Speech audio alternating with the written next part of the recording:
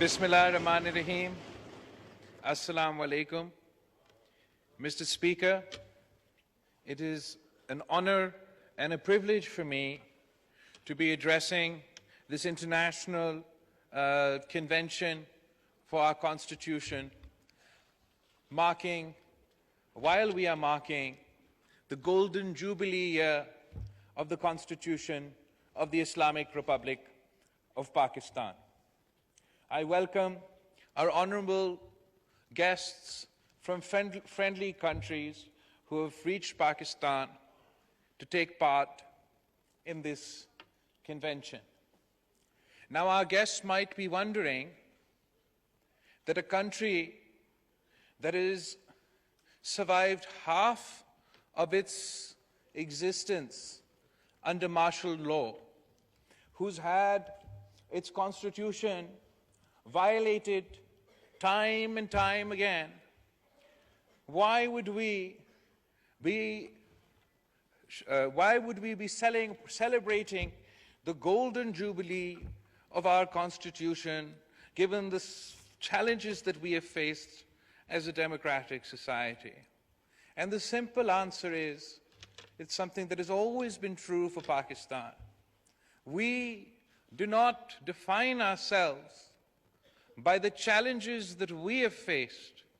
We choose to define ourselves by how we have faced those challenges.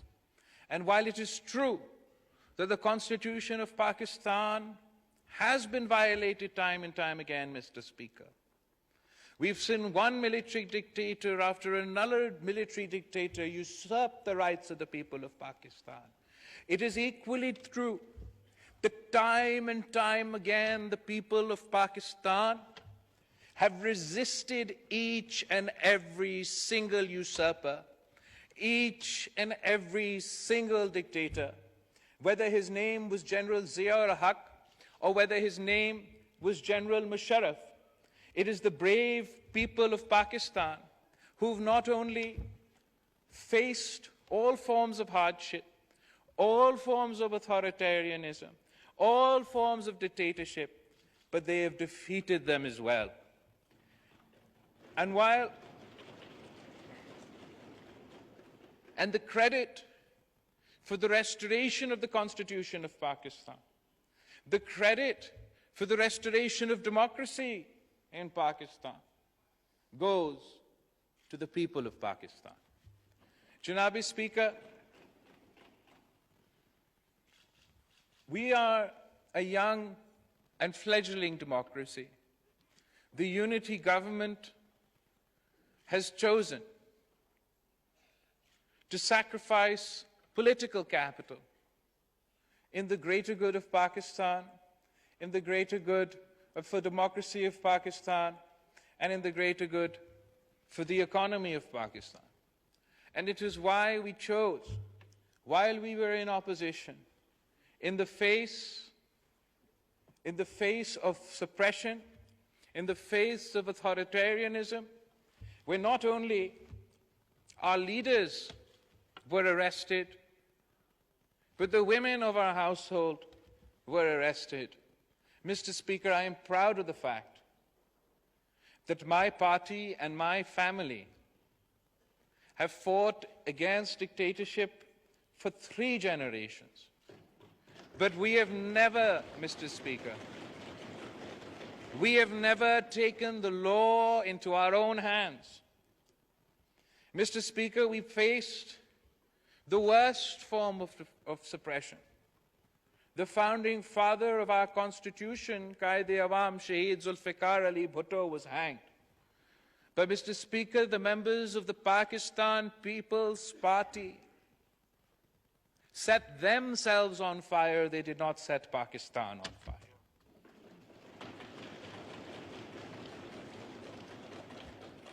Mr. Speaker, when we lost Shaheed Mohtarma Benazir Bhutto, we did not just lose the leader of our country. We lost my mother after she had lost her father, after she had lost one brother, after she had lost another brother. And at the time, there was great anguish across Pakistan. There was great anger across Pakistan. But even at the young age of 19, Mr. Speaker, I called on my supporters not to take revenge from an institution based on the actions of an individual. And Mr. Speaker, the Pakistan People's Party's motto was that democracy is the best revenge.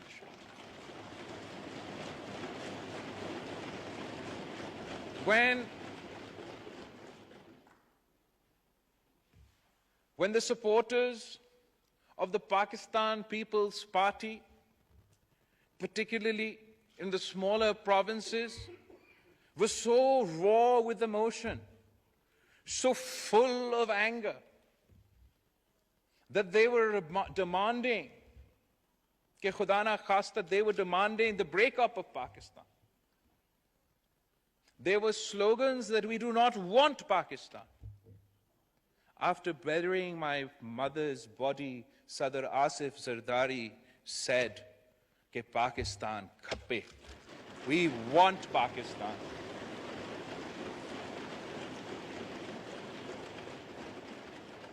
Janabi Speaker, we have faced some of the worst examples of authoritarianism. We've experienced some of the worst examples of authoritarianism. But we have never, ever, ever gone outside the domain of the Constitution of Pakistan. It is indeed a moment of pain for many Pakistanis. It is a moment of pain for every peace-loving, democratic, patriotic Pakistani. What we have seen play out before our eyes over the last couple of days. I want to not only apologize to our guests, but I want to apologize to the people of Pakistan. They do not deserve this. The people of Pakistan who are facing some of the toughest economic challenges that we've experienced in our history, whose real issue, whose real worry is how are they going to get their next meal, have been held hostage by the politics of a few populists, a few anarchists.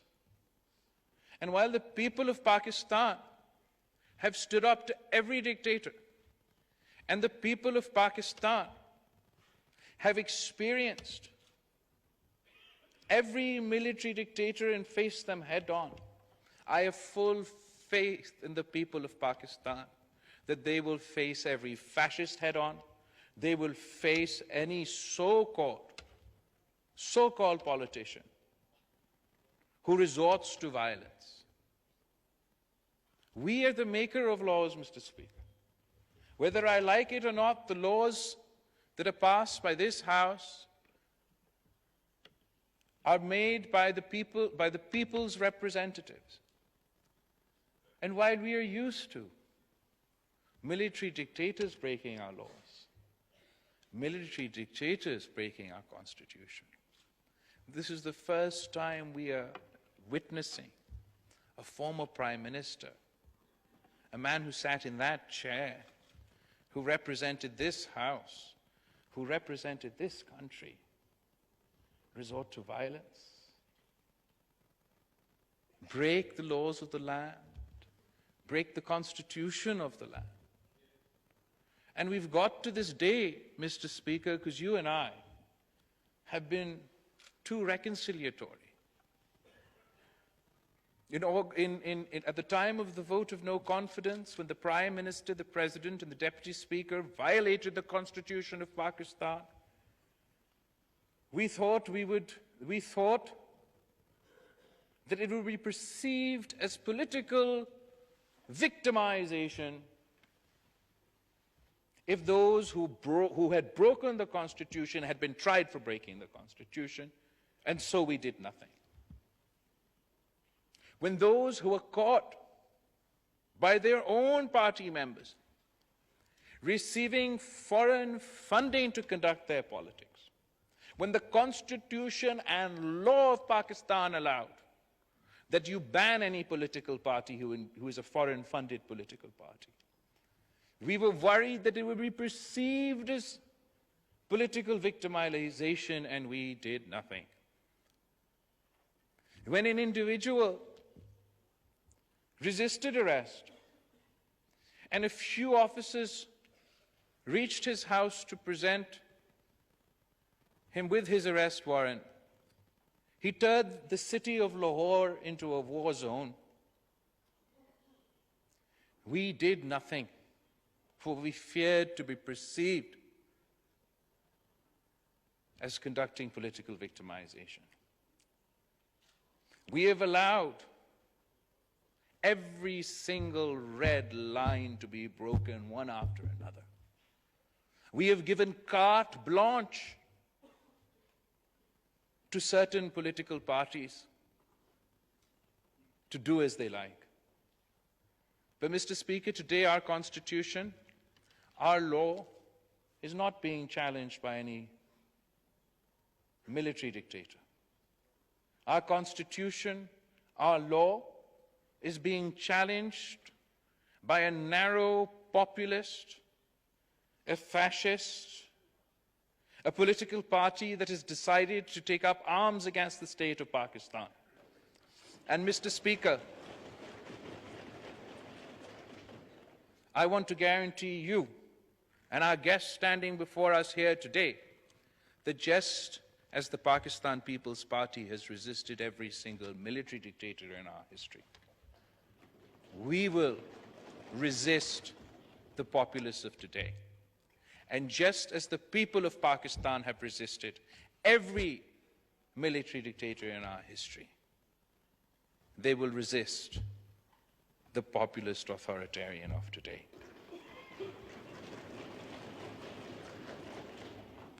We must all act together, Mr. Speaker, to preserve and protect the Constitution and its laws in good times and in bad. And we have full faith in you, in this House, in our Constitution, and in our people, that we shall overcome.